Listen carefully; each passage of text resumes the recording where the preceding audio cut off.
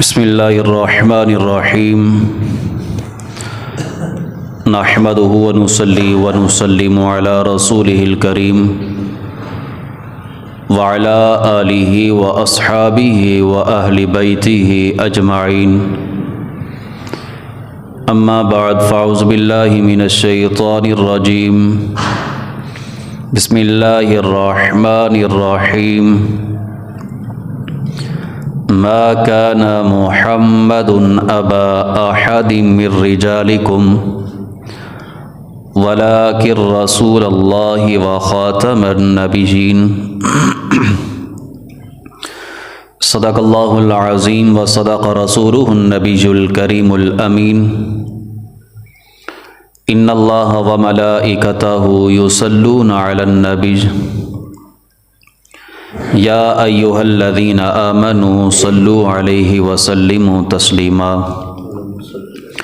اللہم صل علی سیدنا ومولانا محمد واصحاب سیدنا ومولانا محمد وبارک وسلم وسلم علیہ الصلاة والسلام علیک یا سیدی یا رسول اللہ وعلی آلک واصحابک یا سیدی یا حبیب اللہ الصلاة والسلام علیک یا سیدی یا خاتم المعصومین وعلی آلک واصحابک یا سیدی یا خاتم النبیین ہمیں ہے جان سے پیارا نشان ختم نبوت کا ہمیں ہے جان سے پیارا نشان ختم نبوت کا اٹھو گھر گھر میں پہنچا دو بیان ختم نبوت کا تھے جتنے بھی نبی دیگر نبوت ان کی وقتی تھی تھے جتنے بھی نبی دیگر نبوت ان کی وقتی تھی مگر ہے حشر تک سارا زمان ختم نبوت کا ہمیں ہے جان سے پیارا نشان ختم نبوت کا یہ نعرہ ہے امیر المومنین صدیق اکبر کا یہ نعرہ ہے امیر المومنین صدیق اکبر کا کرو اپنے لہو سے بھی دیا ختم نبوت کا ہمیں ہے جان سے پیارا نشان ختم نبوت کا مٹا دو زور بازو سے کفر ہر قادیانی کا مٹا دو زور بازو سے کفر ہر قادیانی کا یمامہ سے اٹھا لو ہر شناخت میں نبوت کا ہمیں ہے جان سے پیارا نشان ختم نبوت کا دیا خط پہ نبوت پہ رضا کے علم نے پہرا دیا ختم نبوت پہ، رضا کے علم نے پہرا بنا ان کا قلم بھی ترجمہ ختم نبوت کا، ہمیں ہے جان سے پیارا نشان ختم نبوت کا، بنا کل کے رضا ہر اس کمینے کے لیے خنجر بنا، کل کے رضا ہر اس کمینے کے لیے خنجر ہے، جس نے بھی کیا کوئی ہے، جس نے بھی کیا کوئی ضیا ختم نبوت کا، ہمیں ہے جان سے پیارا نشان ختم نبوت کا۔ سنو جتنے بھی یا ختم نبوت کے فدائی ہو، سنو جتنے بھی یا ختم نبوت کے فدائی ہو، رہے یہ قافلہ ہر دم، رہے یہ قافلہ ہر دم رواں ختم نبوت کا، ہمیں ہے جان سے پیارا نشان ختم نبوت کا۔ دبانے کو زمانے میں گلا ہر قادیانی کا، دبانے کو زمانے میں گلا ہر قادیانی کا، لگائے نعرہ ہر پیرو جواں ختم نبوت کا، ہمیں ہے جان سے پیارا نشان ختم نبوت کا۔ انوکھی شان اس فر میں کیا میرے علی کی ہے، انوکھی شان اس فر میں کیا میرے علی کی ہے، کیا جس نے عقیدت سے، کیا جس نے عقیدت سے بیان ختم نبوت کا، ہمیں ہے جان سے پیارا نشان ختم نبوت کا۔ اٹھو گر گر میں پہنچا دو بیان ختم نبوت کا۔ اللہ تبارک و تعالی جل جلالہ وعم نوالہ واتم برہانہ وجل ذکرہ وعز اسمہ کے حمد و ثنا حضور علیہ الصلاۃ والسلام کے دربار گہربار کے اندر ہدیہ درود و سلام کا نذرانہ پیش کرنے کے بعد، عزیزان محتشم، آج اس پاک گھڑی کے اندر جس موضوع پہ لب کشائی کرنے کا موقع میسر آ رہا ہے وہ ہے عقیدہ ختم نبوت۔ رب ذوالجلال کی بارگاہ کے اندر دعا ہے، رب ذوالجلال مجھے حق سچ بیان کر کے ہم سب کو اس پر عمل پیرا ہونے کی توفیق عطا فرمائے۔ عزیزان محتشم، جیسا کہ آپ سب حضرات کو معلوم بھی ہوگا کہ پچھلے دنوں کے اندر ہمارے چیف جسٹس صاحب، جس کو چیف صاحب کہا جاتا ہے، ہمارے جج صاحب جو بڑے جج صاحب ہوتے ہیں، انہوں نے کہتے ہیں جی ہمارا اس میں کوئی ایسا تعلق نہیں ہے، وہ خود انہوں نے نہیں کہا، لیکن جو نیچے میڈیا ہے وہ کہتا نہیں وہ پاک صاف بندہ ہے، ایسا کوئی معاملہ نہیں ہے۔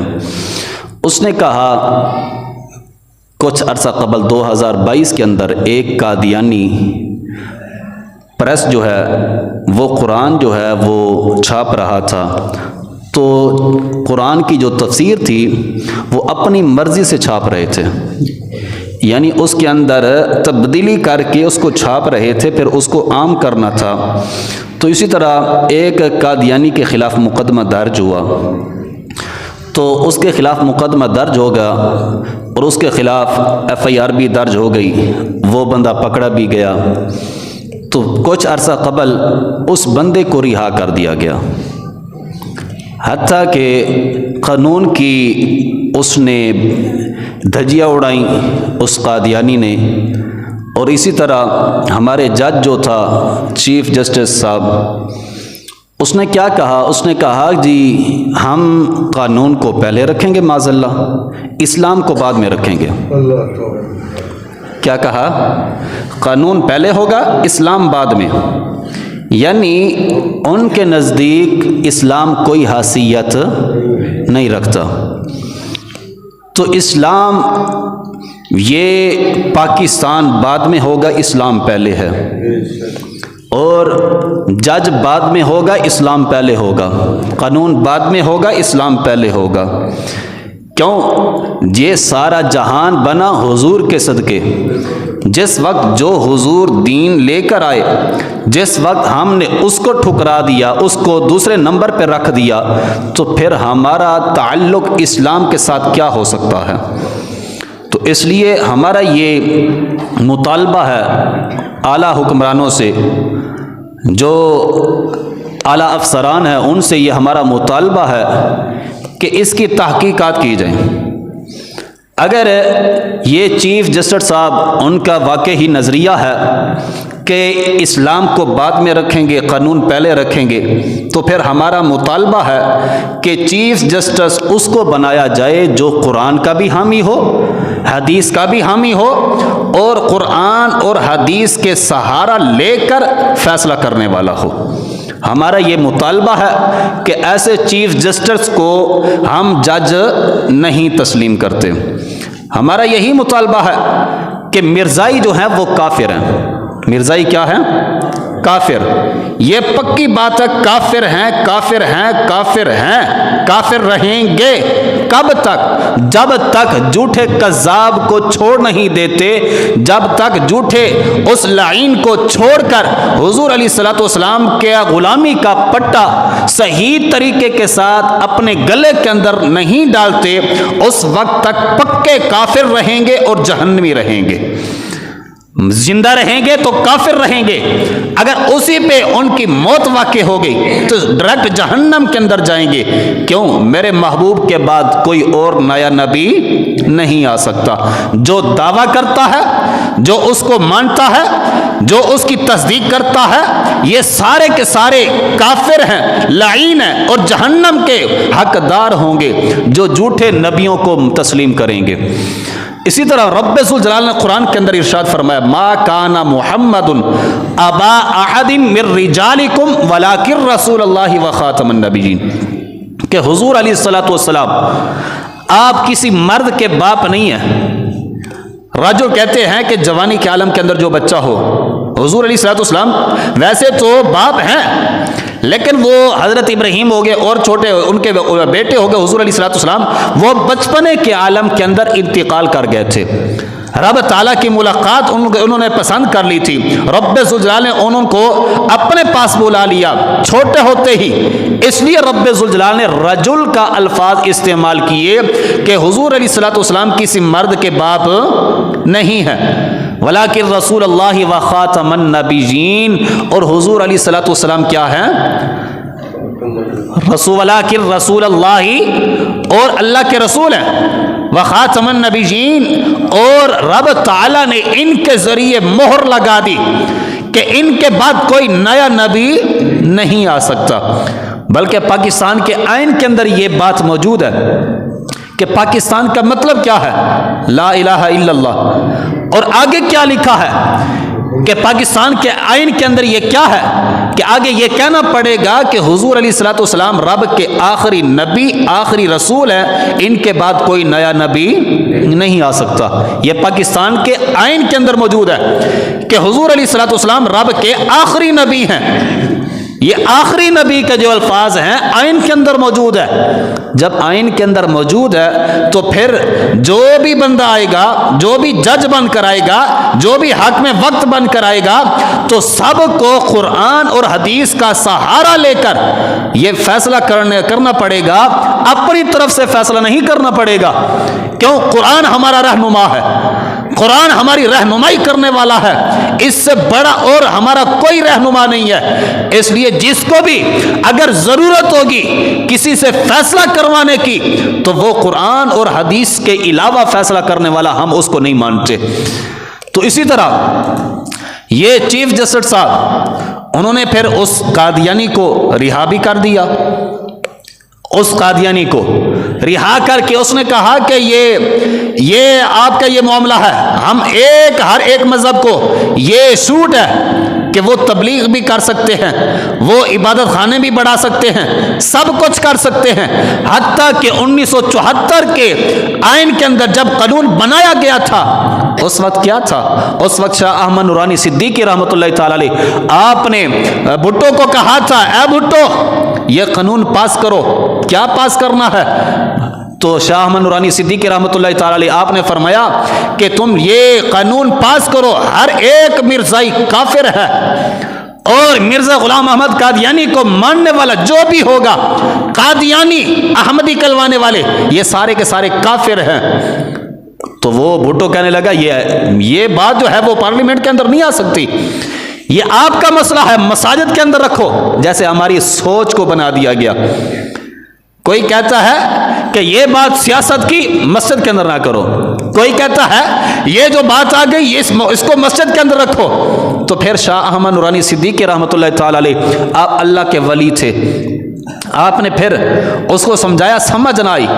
اس وقت کیا چلا تھا 1974 کے اندر، 73 کے اندر، اس وقت جنگ چھڑی تھی ختم نبوت کی۔ اس وقت فوج جو تھی، فوج وہ عاشقان مصطفیٰ کو گولیاں مار رہی تھی، جو تحفظ ختم نبوت کے پہرا دینے والے عشاق تھے ان کے اوپر گولیاں برسا رہی تھی۔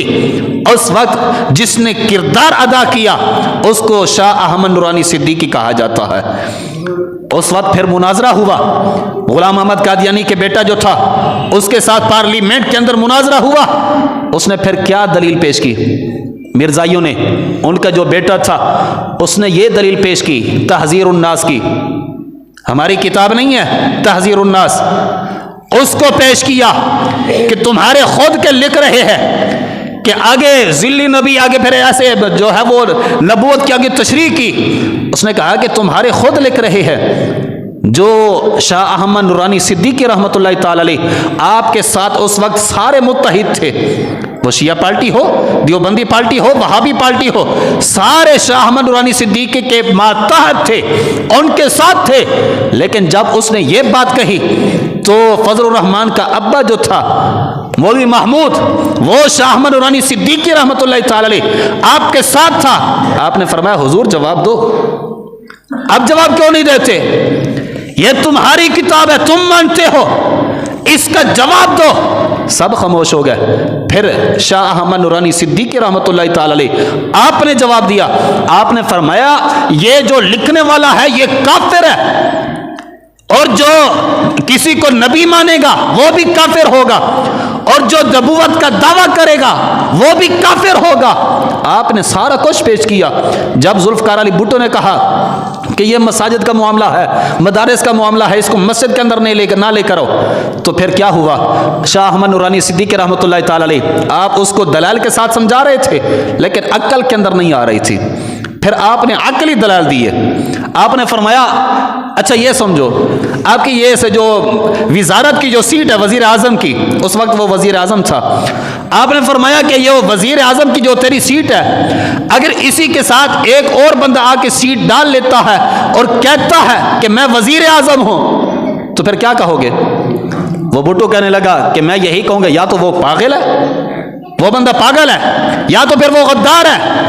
آپ نے فرمایا یہ تو بالکل ادنا سی سیٹ ہے، ادنا سی دنیاوی مقاصد کے لیے، اس کے بارے میں تم کہہ رہے ہو کہ یا وہ بندہ غدار ہے جس نے میری سیٹ کے ساتھ اور دوسری سیٹ ڈال کے یہ کہا کہ میں وزیر اعظم ہوں، حالانکہ تو میں تو وزیر اعظم ہوں، کوئی اور آ کے دعویٰ کر دیتا ہے، یا تو وہ پاگل ہوگا یا وہ غدار ہوگا۔ آپ نے فرمایا تم اپنے مقاصد کے لیے اس کو غدار کہہ رہے ہو یا پھر پاگل کہہ رہے ہو؟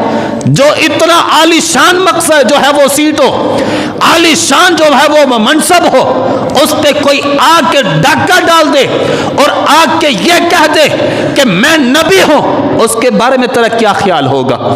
آپ نے فرمایا یہ تو بات پھر ٹھیک ہے۔ اس وقت جو ہے وہ بھٹو کے ذہن کے اندر آیا، اس نے پارلیمنٹ کے اندر قانون پاس کیا، اس نے کہا کہ مرزائی کافر ہے، کافر ہے، یہ اپنی مساجد نہیں بنا سکتے، تبلیغ سر عام نہیں کر سکتے، یہ کسی کو جو ہے وہ واعظ و نصیحت نہیں کر سکتے، یہ جو ہے وہ قرآن و حدیث کا درس نہیں دے سکتے۔ یہ سارا کچھ ہونے کے باوجود ہم اکثریت کو نہیں دیکھتے، ہم کہتے ہیں ہم اقلیت کو، ان کو مانتے ہیں، ان کے بھی کچھ حقوق ہے، اسلام نے حقوق دیے ہیں، ان کو حقوق دیے ہیں، جو انسان ہے جو جانور سے بدتر ہو ان کو اسلام نے کوئی قانون نہیں دیا۔ اسی طرح یہ میرے حالت کے اندر الخصائص الکبریٰ ہے، اس کی جلد نمبر 2 ہے، اس کے اندر یہ لکھا ہے، میں نے ایسے نہیں کہا کہ انسانوں سے بدتر انسان ہو جاتا ہے جو کسی کو نئے نبی مانے یا کوئی نبوت کا دعویٰ کر دے یا اس کو کوئی مانے یا ان کے یاروں کے ساتھ یاری لگائے، اس سے بدتر انسان کوئی نہیں ہو سکتا۔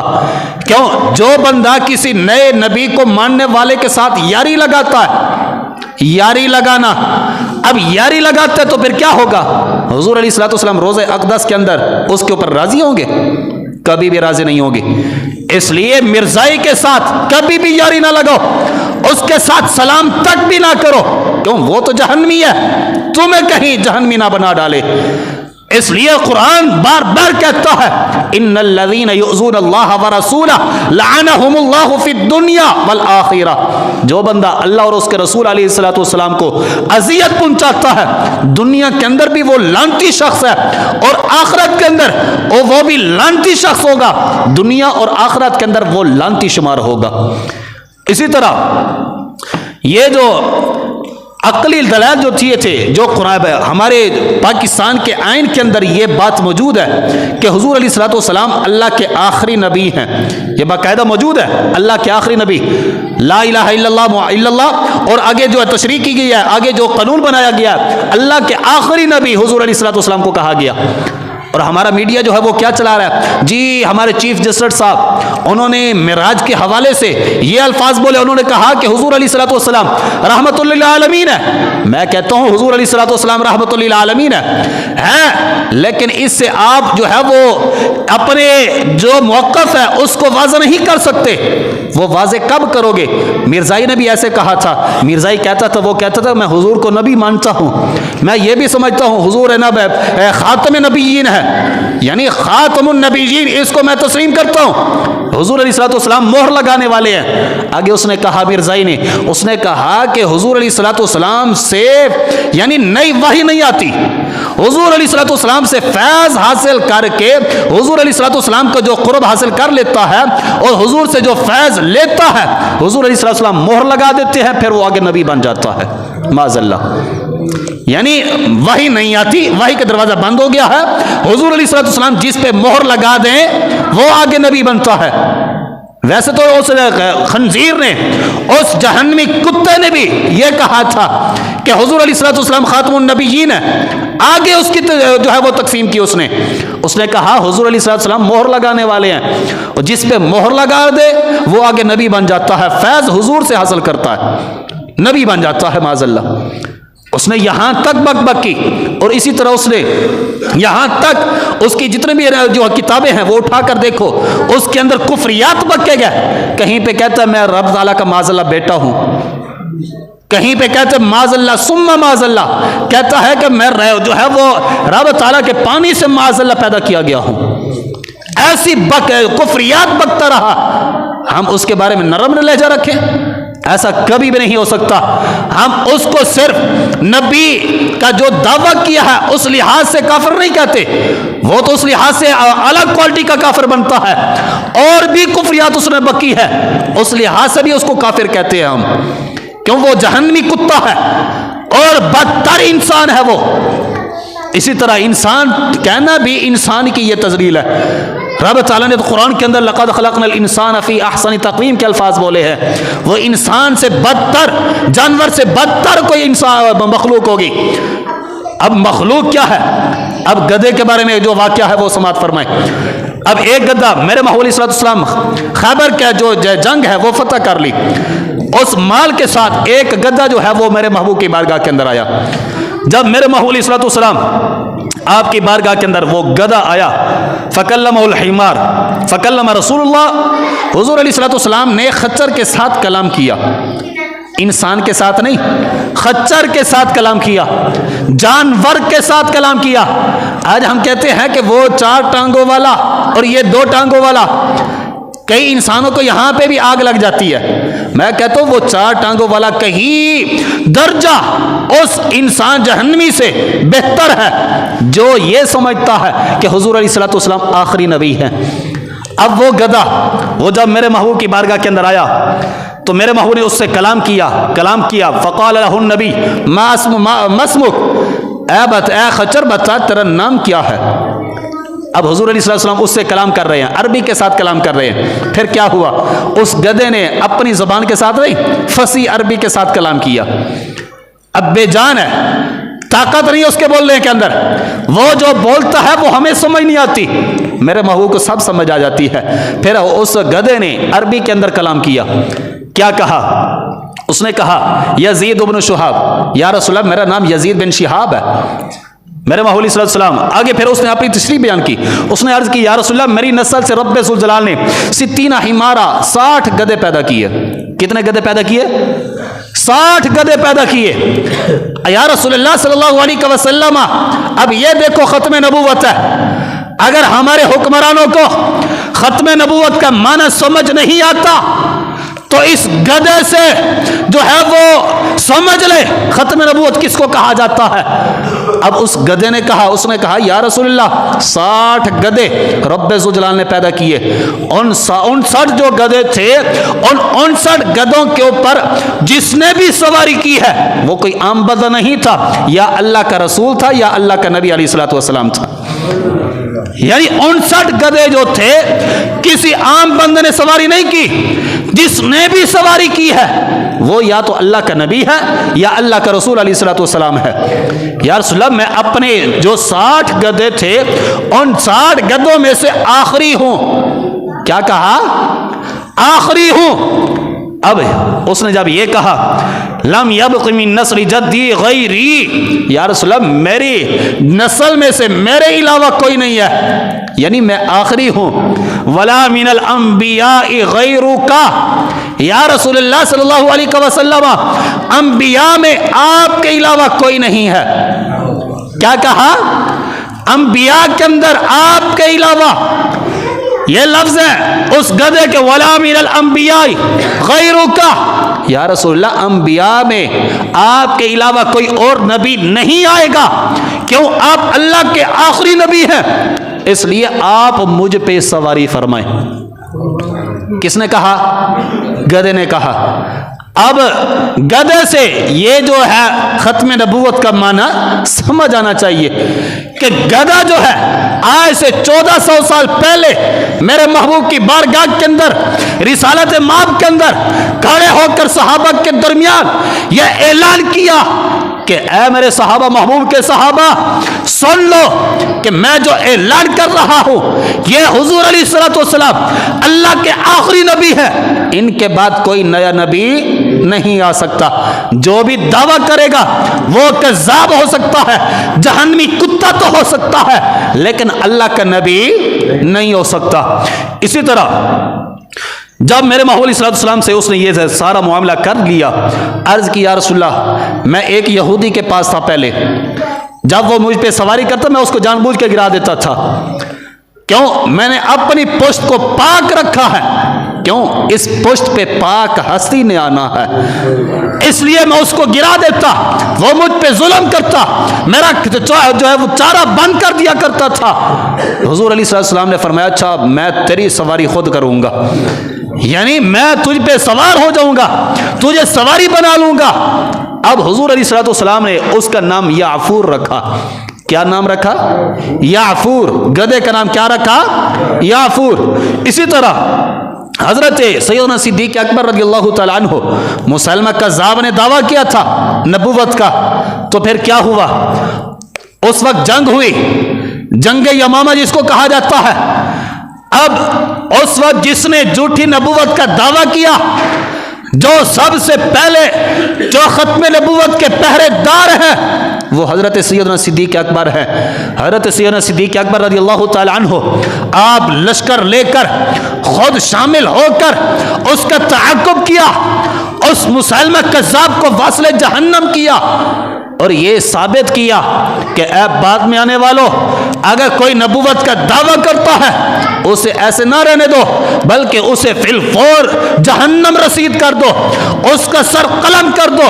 کیوں؟ نبوت کو جو مقام ہے، نبوت کو جو درجہ ہے، نبوت کو جو دروازہ ہے، رب ذوالجلال نے وہ بند کر دیا ہے میرے محبوب کی آمد کے ساتھ۔ اسی طرح حضرت شیخ محقق شیخ عبدالحق محدث دلوی رحمۃ اللہ تعالی علیہ، آپ اپنی کتاب اشعمۃ اللمعات کے اندر آپ فرماتے ہیں کہ حضور علیہ الصلوۃ والسلام کے ختم نبوت کے حوالے سے آپ فرماتے ہیں کہ رب ذوالجلال نے سارے نبیوں کو جمع کر کے ایک پاک جگہ پہ رکھنا چاہا، اعلیٰ جگہ پہ رکھنا چاہا، وہ کوئی اور جگہ نہ ملی۔ کہاں پہ رکھا؟ میرے محبوب علیہ الصلوۃ والسلام کے دل مبارک کے اندر رکھا۔ سارے نبیوں کو جمع کر کے، ان کو جمع کر کے میرے محبوب علیہ الصلوۃ والسلام آپ کے دل مبارک کے اندر رکھا۔ دل کے اندر رکھ کے حضور علیہ الصلوۃ والسلام کے ذریعے مہر لگا دی۔ کیا کر دی؟ مہر لگا دی کہ یہ سارے نبی ہوں گے، ان کے بعد جو خاتم ہوں گے، مہر لگانے والے ہوں گے، وہ کوئی اور ہستی نہیں ہوگی، وہ حضور علیہ الصلوۃ والسلام کی ہستی ہے جو سب سے آخر میں آئیں گے، ان کے بعد کوئی اور نبی نہیں آ سکتا۔ اسی طرح یہ قرآن پاک، اس کی ہر ایک آیت جو ہے وہ ختم نبوت کا معنی دے رہی ہے۔ ہر ایک آیت، پورا قرآن ختم نبوت کا معنی دے رہا ہے۔ قرآن کی جو بھی سورت اٹھاؤ وہ ختم نبوت کا جو ہے وہ معنی دیتی ہے۔ اسی طرح رب ذوالجلال کی بارگاہ کے اندر دعا ہے کہ رب ذوالجلال ہم سب کو ختم نبوت پہ پہرا دینے کی توفیق عطا فرمائے۔ وما علینا الا البلاغ المبین۔